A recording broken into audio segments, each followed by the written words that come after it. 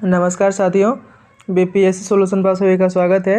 BSSC CGL 3 का जो exam होने वाला है सचिवालय सहायक का, उसका आज हम लोग मॉडल प्रैक्टिस सेट देखने वाले हैं। और इस मॉडल प्रैक्टिस सेट में हम लोग जीएस के क्वेश्चन देखेंगे। और यहाँ पर टोटल 12 को सेट हम लिए हैं और एक सेट में जो है 70 जीएस के क्वेश्चन है, यानी कि टोटल 840 क्वेश्चन देखने वाले हैं। ये जो है सेट नंबर 1 है। पहला सवाल है, लूनी नदी के संदर्भ में निम्नलिखित कथनों में से कौन सही है। तो पहला कथन है, यह बहकर खंबाती खाड़ी में जा मिलती है, एकदम गलत है। सेकंड है, यह बहकर कच्ची खाड़ी में जा मिलती है, यह भी गलत है। यह पाकिस्तान से बहते हुए सिंधु की एक सहायक नदी में विलीन हो जाती है, यह भी गलत है। तो इसका मतलब क्या है, ये चौथा सही है, यह कक्ष खनन की दलदली भूमि में लुप्त हो जाती है। नेक्स्ट क्वेश्चन, पृथ्वी का निकटतम ग्रह है।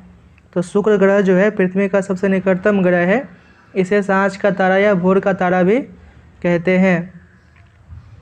इसके अलावा शुक्र को पृथ्वी का बहन भी कहा जाता है। नेक्स्ट क्वेश्चन है, विषुवत रेखा निम्न में से किस देश से होकर नहीं गुजरती है। तो ये हो जाएगा आपका ऑप्शन डी, बोत्सवाना।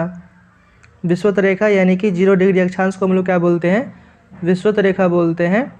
और ये जो विषुवत रेखा है ये total Ecuador, Colombia, Brazil, Gabon, Congo, लोकतांत्रिक कांगो गणराज्य, Uganda, Kenya, Somalia, Maldives, Indonesia तथा किरिबाती से होकर के जो है गुजरती है। अगला सवाल है, निम्न में से कौन अपसादी चट्टान नहीं है। तो डायोराइट जो है इसका सही जवाब हो जाएगा। डायोराइट जो है ये अपसादी चट्टान नहीं है। आगे बढ़ते हैं। क्वेश्चन नंबर 5 है, भारत की समुद्री सीमा संबंध देश कितने हैं। तो ये हो जाएगा ऑप्शन बी, यानी कि 7 जो है इसका सही जवाब है। जल सीमा से लगे जो देश है उसमें है पाकिस्तान, मालदीव, श्रीलंका, बांग्लादेश, म्यांमार, थाईलैंड एवं इंडोनेशिया। भारत के 3 ऐसे पड़ोसी देश हैं जिनकी स्थल और समुद्री दोनों सीमाएं भारत से मिलती है, जैसे कि पाकिस्तान हो गया, बांग्लादेश हो गया और म्यांमार हो गया। आगे बढ़ते हैं। क्वेश्चन नंबर 6 है, दक्षिणी गोलार्ध में पवन के बाईं ओर विचलन का क्या कारण है। तो ये हो जाएगा आपका ऑप्शन बी, पृथ्वी का घूर्णन। आगे बढ़ते हैं। क्वेश्चन नंबर 7 है, भारत में सबसे बड़े मीठे पानी की झील है। तो इसका सही जवाब हो जाएगा ऑप्शन बी, वुलर झील। और यह जो है जम्मू कश्मीर में स्थित है। नेक्स्ट क्वेश्चन है, आचार्य विनोबा भावे के भूदान आंदोलन के आरंभ में निम्नलिखित स्थानों में से कौन सा एक उससे संबंध था। तो ये हो जाएगा आपका ऑप्शन सी, पोचमपल्ली। पोचमपल्ली जो कि अभी तेलंगाना में है, वहाँ से जो है वर्ष 1951 में आचार्य विनोबा भावे भूदान आंदोलन की शुरुआत किए थे। नेक्स्ट क्वेश्चन है कि वर्ष 2023 में 15वां पुरुष हॉकी विश्व कप का आयोजन कहाँ किया जाएगा। तो इसका सही जवाब हो जाएगा ऑप्शन ए, भारत। अगला सवाल है, निम्नलिखित में से कौन सा कारण या उपाय मृदा सुधार के लिए उपयुक्त नहीं है। तो क्या लिखा है, उपयुक्त नहीं है। तो झूम कृषि जो है यह मृदा सुधार के लिए उपयुक्त नहीं है। झूम कृषि में क्या होता है कि पहले ये लोग क्या करते हैं, पेड़ को काट देते हैं, है ना, उसको जला देते हैं, फिर वहाँ पे खेती करते हैं। तो उसको हम लोग स्लैश एंड बर्न खेती भी बोलते हैं, ठीक है। तो ये जो है बिल्कुल मृदा सुधार के लिए उपयुक्त नहीं है। अगला सवाल, भारत का सबसे बड़ा बंदरगाह कौन है। तो ऑप्शन डी जो है सही जवाब है, मुंबई। मुंबई जो है देश का सबसे बड़ा बंदरगाह है। अभी हम लोग बात करें तो भारत में 13 मुख्य बड़े बंदरगाह है और 200 से अधिक छोटे व मध्यम दर्जे के बंदरगाह है।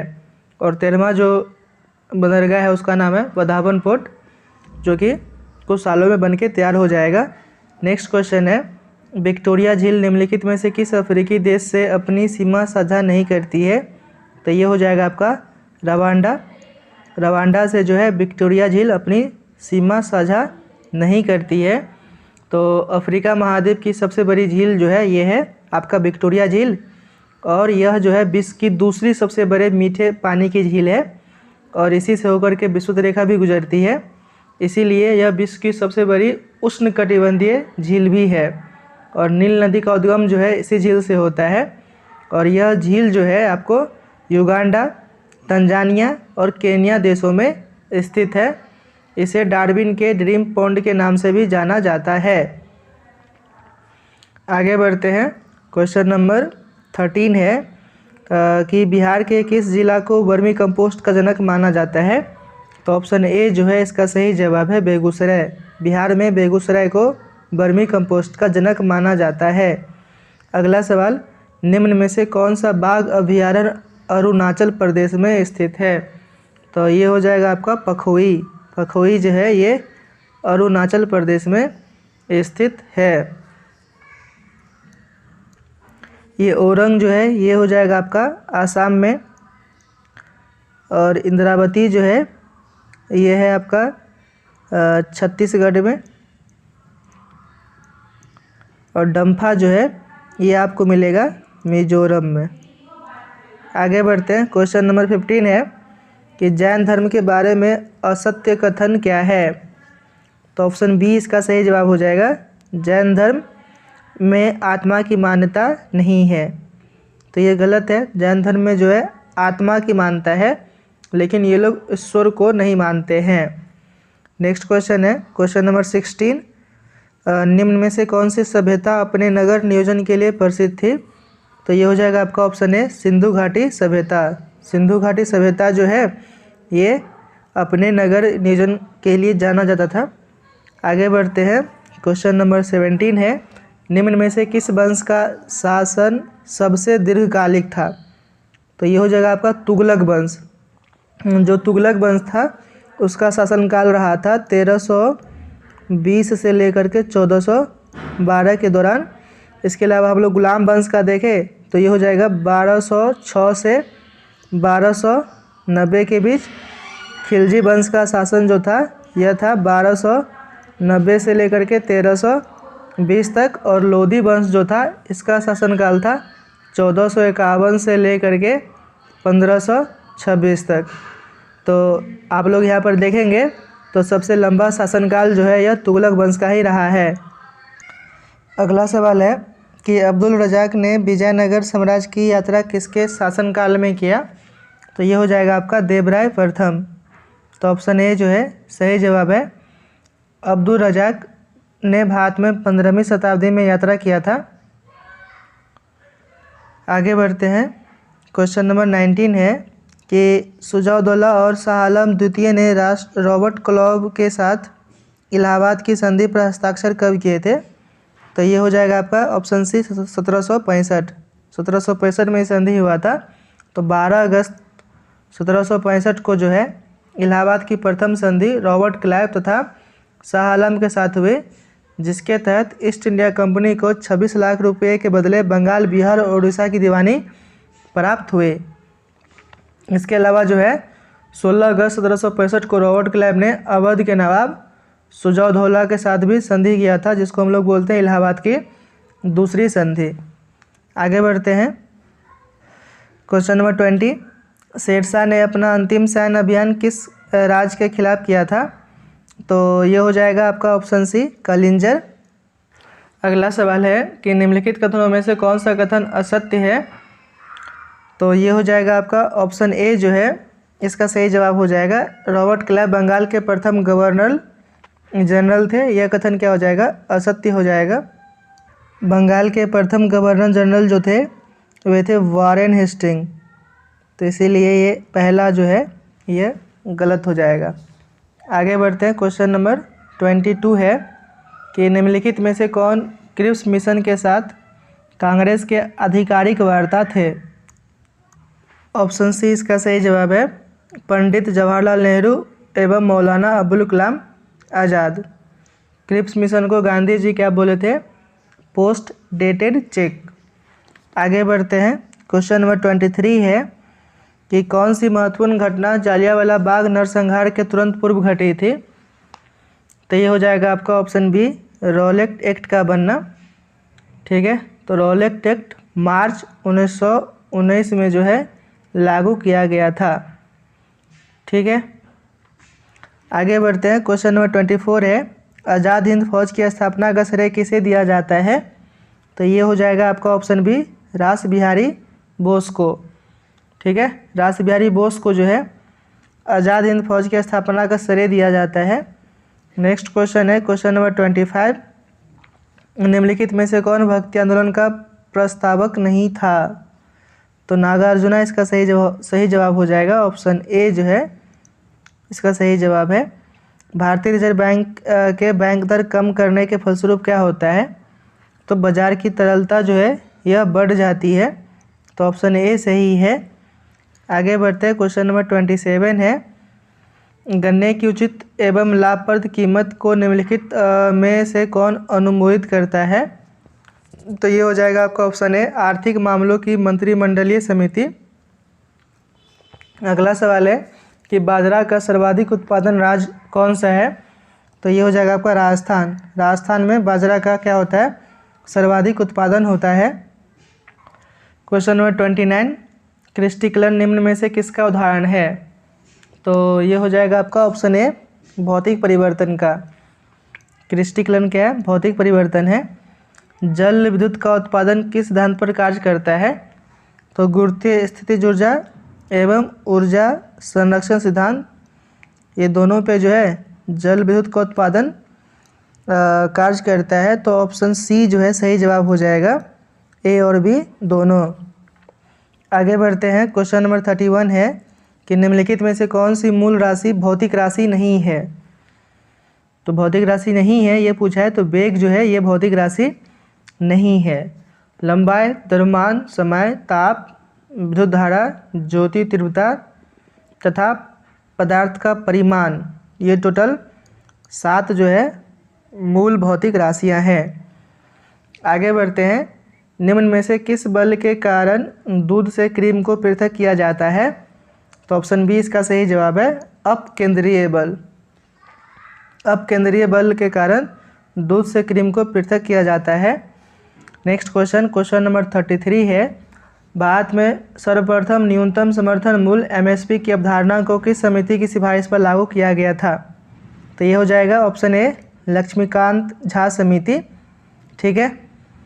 भारत में एमएसपी की अवधारणा को लक्ष्मीकांत झा समिति की सिफारिशों पर वर्ष 1965 में लागू किया गया था।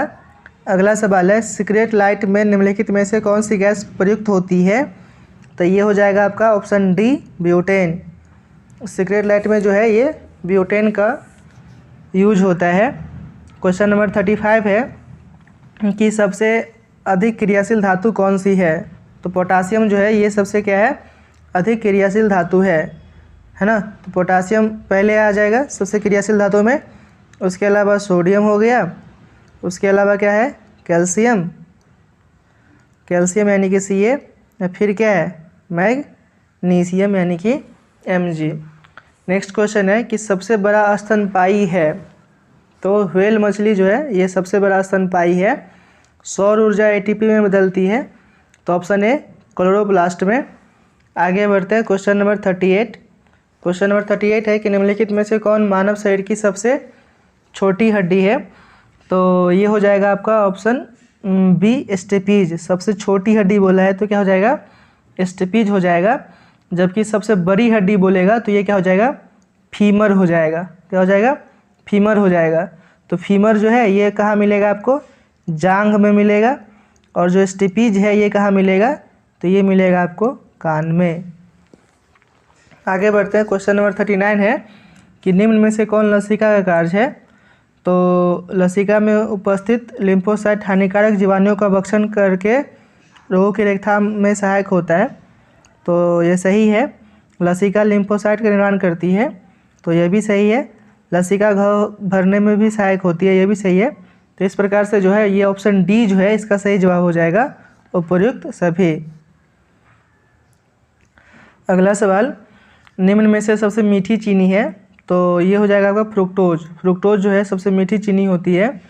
अगला सवाल, जब हम अपने बिजली बिल का भुगतान करते हैं तो हम किसके लिए भुगतान करते हैं? तो ये हो जाएगा आपका ऑप्शन डी, उपयोग हुए ऊर्जा के लिए। ठीक है, उपयोग हुए ऊर्जा के लिए बिजली बिल का भुगतान करते हैं। मादा युग्मक को क्या कहते हैं? तो ये मादा युग्मक को अंडाणु कहते हैं। और जो नर युग्मक होता है उसको क्या बोलते हैं? शुक्राणु कहते हैं। आगे बढ़ते हैं।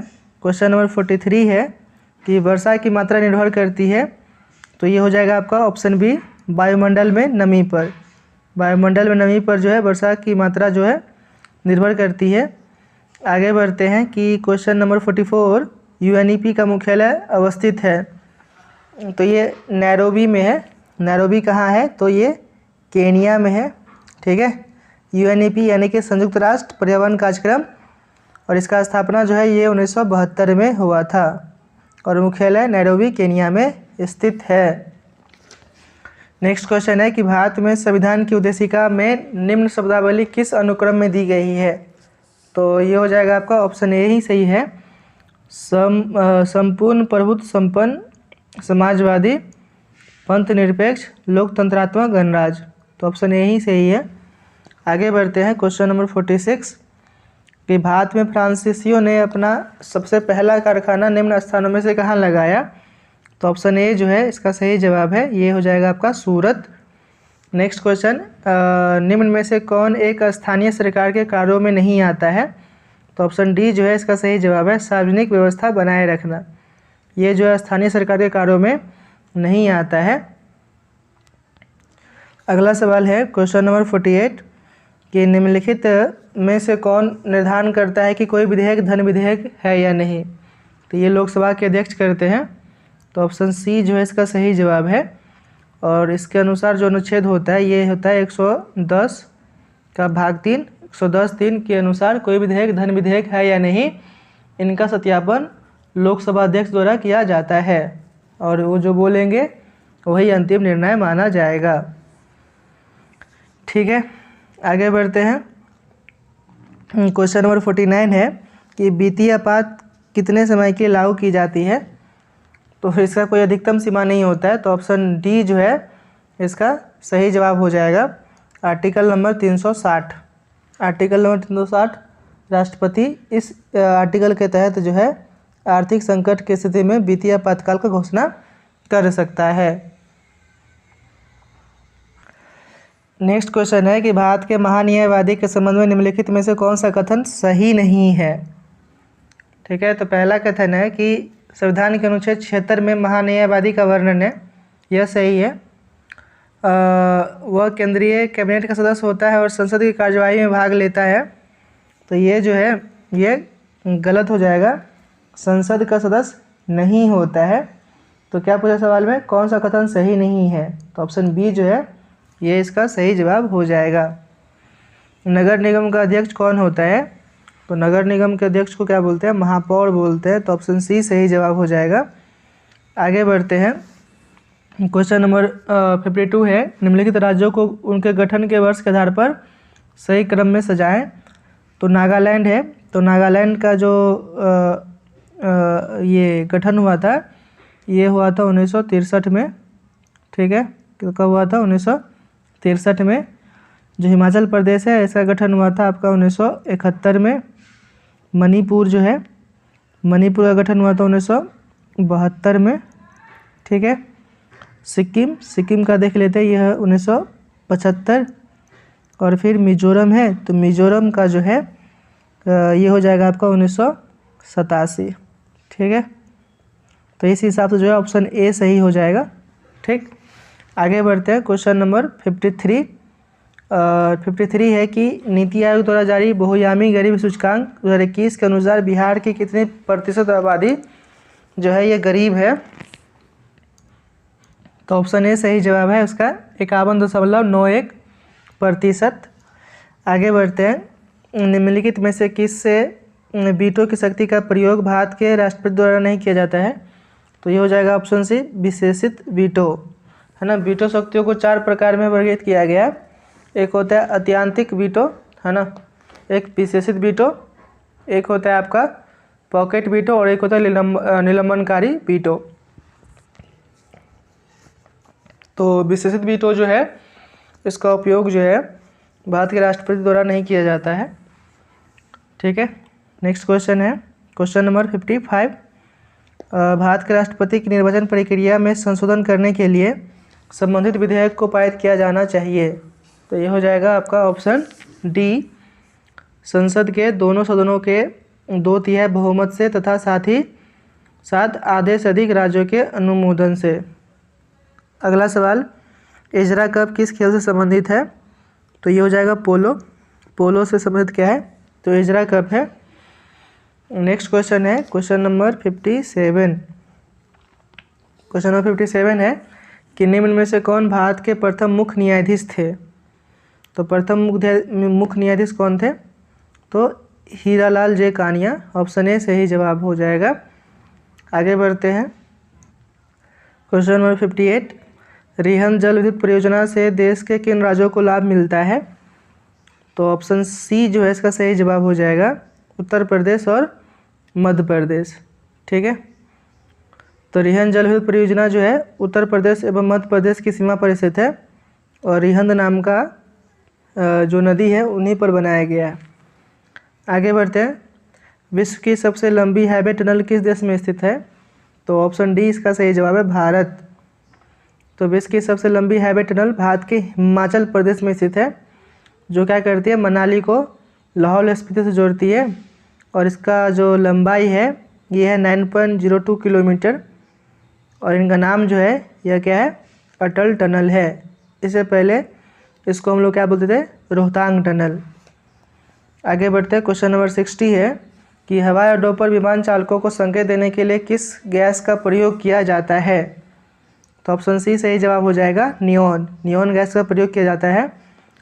अगला सवाल है कि 50 डिग्री सेल्सियस कितने फ़ारेनहाइट के बराबर होती है? तो एक फार्मूला जो होता है ये C-0/100 बराबर F-32/180। इसमें क्या करना है, सी की जगह पे आपको 50 डाल देना है, फिर आपका वैल्यू निकल जाएगा। तो ये आएगा आपका 122 डिग्री फ़ारेनहाइट के बराबर। तो ऑप्शन बी जो है इसका सही हो जाएगा। नेक्स्ट क्वेश्चन है कि निम्नलिखित में से कौन सा एक संघाई सहयोग संगठन का सदस्य नहीं है? तो यूक्रेन कहाँ से आ गया भाई एससीओ में? तो यूक्रेन नहीं हो जाएगा। ठीक है, इसके अलावा रूस, कजाकिस्तान, भारत है। ठीक है, उसके अलावा किर्गिस्तान हो जाएगा, चीन है, पाकिस्तान, उज्बेकिस्तान, तजाकिस्तान भी इनके सदस्य हैं। ठीक है, तो टोटल जो है 8 सदस्य वर्तमान में अभी इसमें शामिल है। आगे बढ़ते हैं, क्वेश्चन नंबर 63 है, बाल्को एल्युमिनियम कंपनी की स्थापना किस देश की सहायता से हुई? तो ऑप्शन बी सही जवाब हो जाएगा, सोवियत संघ। फीफा अंडर-17 महिला विश्व कप का आयोजन 2022 में किस देश में किया जाएगा? तो ये हो जाएगा आपका ऑप्शन ए, भारत। भारत में इसका आयोजन किया जाएगा। नेक्स्ट क्वेश्चन है 65 कि 2021 के लिए 57वां ज्ञानपीठ पुरस्कार दामोदर मौजो को किस भाषा के लिए दिया गया? तो कोंकणी भाषा के लिए दिया गया। ऑप्शन सी सही जवाब है। भारत सरकार ने किस वर्ष दूसरा पिछड़ा वर्ग आयोग का गठन किया था? तो ये हो जाएगा आपका 1979। ऑप्शन डी इसका सही जवाब हो जाएगा। ठीक है, और इसके अध्यक्ष जो थे ये बिंदेश्वरी प्रसाद मंडल थे। आगे बढ़ते हैं, क्वेश्चन नंबर 67, स्वामी दयानंद सरस्वती द्वारा आर्य समाज की स्थापना किस वर्ष की गई? तो 1875 में। ऑप्शन ए इसका सही जवाब है। ठीक है, और इन्होंने आर्य समाज का मुख्यालय बम्बई से लाहौर को बनाया था। ठीक है, आगे बढ़ते हैं, क्वेश्चन नंबर 68, निम्नलिखित में से कौन जायद की फसल है? तो ककड़ी या खीरा जो है यह जायद की फसल है। तो ऑप्शन बी आपका सही जवाब हो जाएगा। ठीक है, और जायद जो है ये रबी और खरीफ के मध्य में बोई जाने फसल को क्या बोलते हैं? जायद फसल बोलते हैं। फरवरी से मार्च तक इसका टाइम पीरियड होता है। क्वेश्चन नंबर 69 कि वर्तमान में भारत के मुख्य चुनाव आयुक्त कौन है? तो राजीव कुमार इसका सही जवाब हो जाएगा। Option C. आर्थिक सर्वेक्षण 2021-22 के अनुसार कृषि एवं संबद्ध क्षेत्रों में वर्ष 2021-22 में कितने प्रतिशत की दर में वृद्धि दर्ज करने का अनुमान है? तो ये हो जाएगा 3.9%। ठीक है, तो कृषि एवं संबद्ध क्षेत्रों में 3.9% की दर से वृद्धि दर्ज करने का जो है अनुमान है। आप लोग हमसे टेलीग्राम पे जुड़ सकते हैं। टेलीग्राम का लिंक डिस्क्रिप्शन में मिल जाएगा। चैनल पर नए हैं तो चैनल को सब्सक्राइब कर लीजिए। जय हिंद।